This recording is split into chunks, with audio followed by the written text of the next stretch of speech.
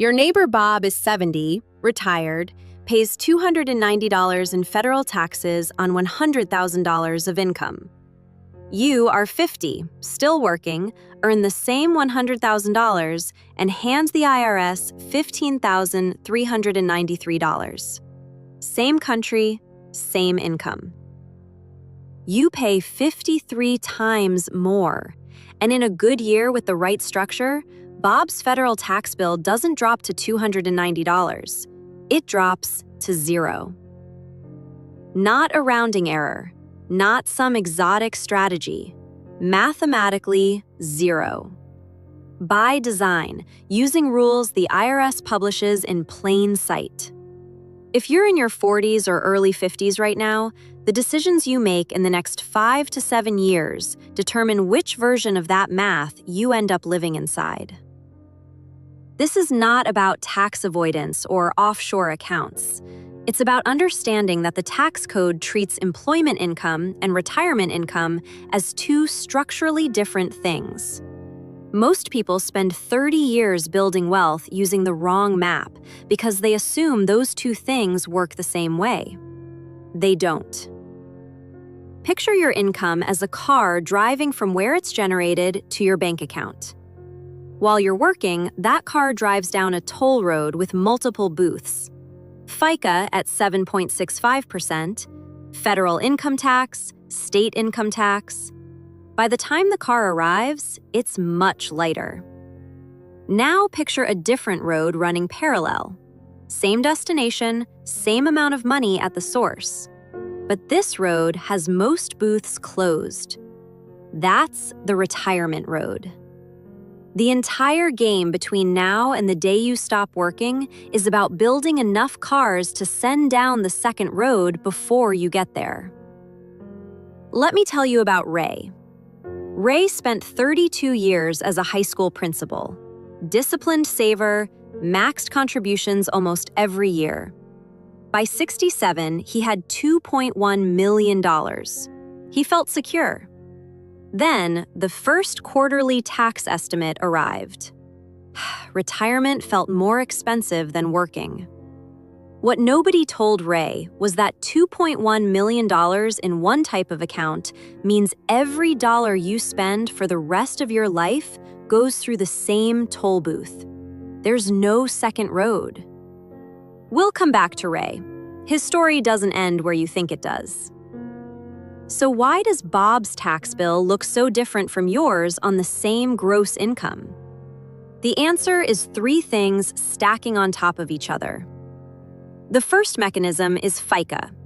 Before federal income tax is even calculated, 7.65% comes off the top. Social Security at 6.2%, Medicare at 1.45%. On a $100,000 salary, that's $7,650 removed before you make a single choice. The moment you retire and stop receiving W-2 wages, FICA disappears. Not deferred, gone. Bob doesn't pay that on his investment withdrawals. $7,650 a year invested at 7% over a 20-year retirement compounds to over $300,000. The first toll booth closing is not a rounding error. The second layer is the standard deduction. In 2026, a married couple filing jointly starts at approximately $30,000.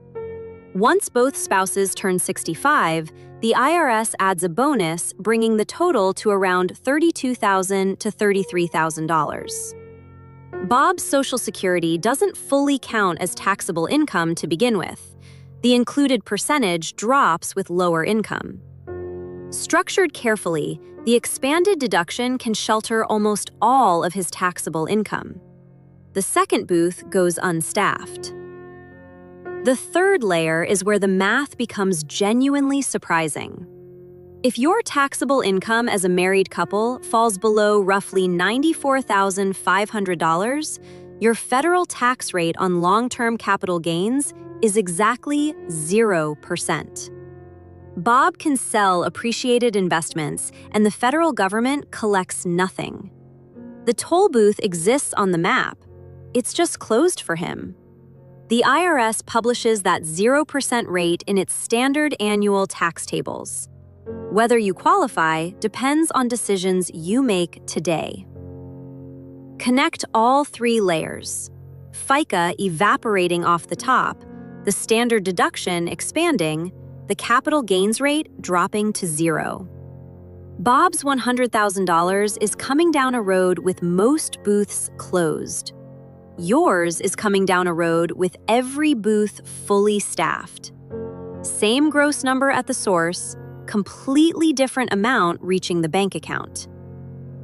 Now, here's where most people make a logical error. They hear this and think the solution is simple. Max out the 401k, let it grow, collect the tax benefits at retirement. That logic is reasonable. It also misses the most important structural problem in retirement planning. The problem isn't how much you save. The problem is which bucket you put it in. Meet Sarah. She's 61, retired with $1.8 million. Every dollar in a traditional 401k. When she needs money, every dollar gets treated as ordinary income. Last year, she needed $78,000. Between the withdrawal and Social Security, her magi crossed a threshold she didn't know existed. Then the Medicare statement arrived. This is IRMAA, the Income-Related Monthly Adjustment Amount, a Medicare surcharge that activates when your magi crosses specific thresholds. In 2024, a single filer crossing $85,000 in magi could see their monthly Part B premium jump from around $175 to over $244. IRMAA operates on a cliff structure. You can be at $99,000 and owe one amount, earn $103,000, and you jump materially higher. If all your money lives in pre-tax accounts, you cannot route around that cliff. And there's the single filer penalty, which almost nobody models in advance. Every threshold, capital gains, IRMAA, Social Security taxation, cuts roughly in half when filing status shifts from married to single. The 0% capital gains threshold for a married couple is $94,500. For a single filer, it's $47,250. Same investment income, same behavior. Single filer pays 15%. Married couple pays 0. For retirees who lose a spouse, this shift can cost $10,000 to $15,000 per year in additional taxes, every subsequent year. At age 73, the IRS begins requiring withdrawals from traditional pre-tax accounts whether you need the money or not. Required minimum distributions, or RMDs. The amount is calculated using your balance and an IRS life expectancy table. A traditional 401k balance of $2 million at age 73 produces an RMD of approximately $73,000 in year one.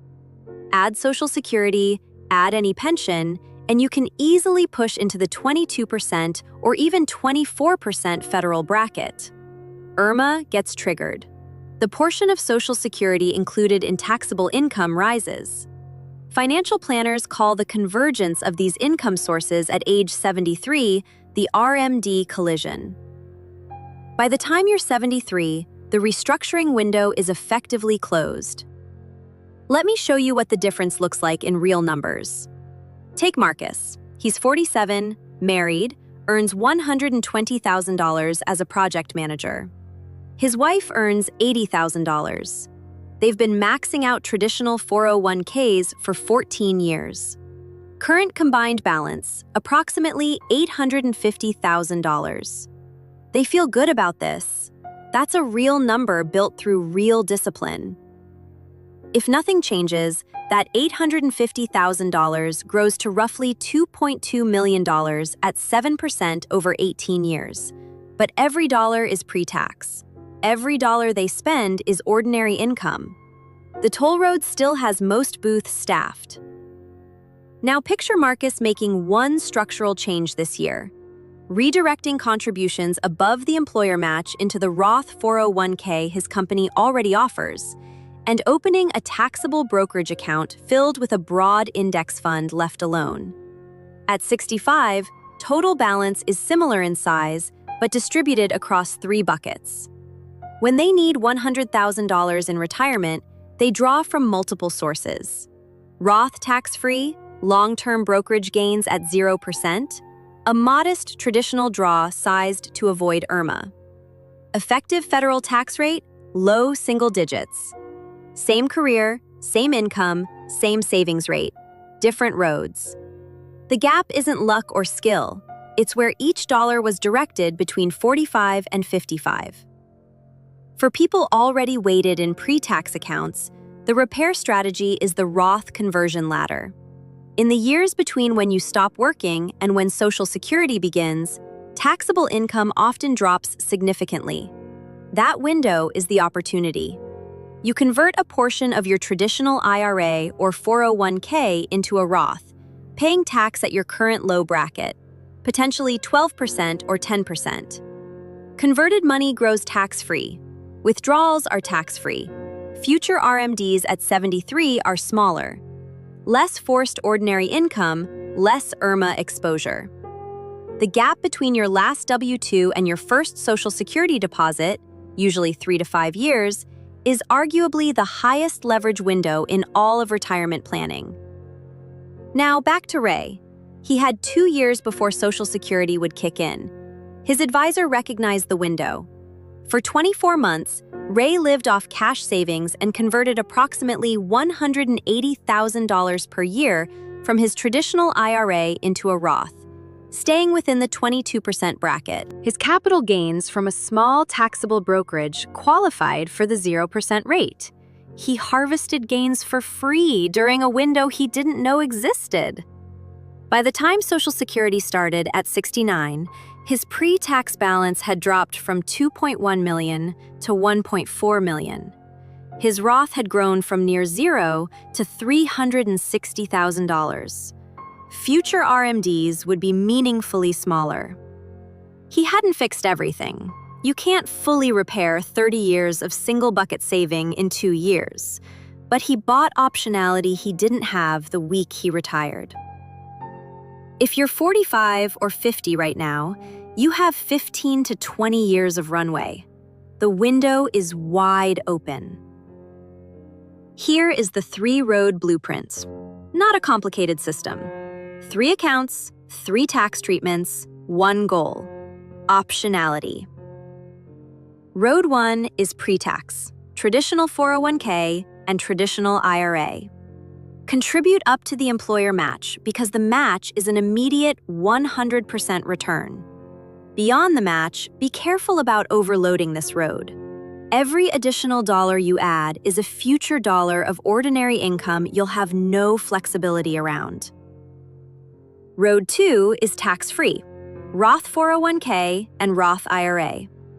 In 2026, the Roth IRA limit is $7,000 per year, $8,000 if you're 50 or older. If your income exceeds the direct contribution limits, check whether your employer offers a Roth 401k. Limit there is $23,500 plus a $7,500 catch-up, so up to $31,000 annually. Roth withdrawals don't count toward your MAGI. They don't trigger the IRMAA cascades or push more Social Security into taxable territory. Income that already went through the toll booth on the way in faces closed booths on the way out. Road 3 is a taxable brokerage account. No contribution limits, no RMDs, no mandatory withdrawal schedule. Fund it with after-tax dollars, invest in broad, low-cost index funds, hold for more than a year.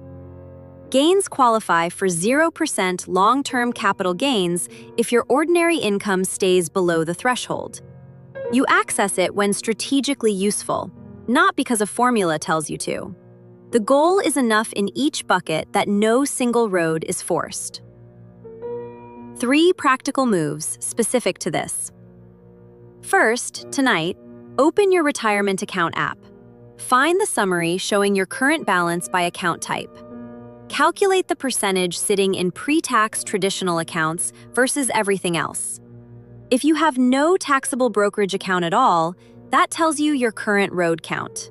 The goal isn't to feel bad about the number, it's to know it. Second, if your employer offers a Roth 401k, which most large employers do in 2026, log into your benefits portal and check whether you're using it. If you're exclusively in the traditional option, consider splitting your contribution.